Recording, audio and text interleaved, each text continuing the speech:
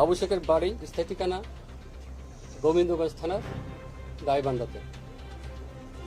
গ্রেপ্তারকৃত বাবু শেখকে জিজ্ঞাসাবাদে জানা যায় একটি মেয়ের বাবা মনির হোসেনের সাথে, আপনারা জানেন মনির হোসেন একজন রিক্সা চালক, এই মনির হোসেন এবং এই অভিযুক্ত বাবু শেখ পাশাপাশি বাড়িতে বসবাস করেন এবং তাদের সাথে দীর্ঘদিন ধরে পারিবারিকভাবে বিরোধ চলছিল,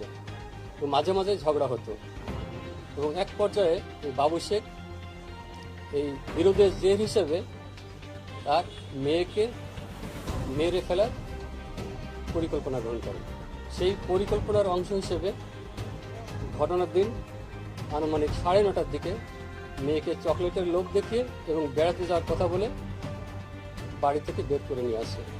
প্রথমে তারা কুমিরা থেকে বাস যোগে সীতাকুণ্ড বাস স্ট্যান্ড পর্যন্ত আসে এবং বাস স্ট্যান্ডে নেমে তাকে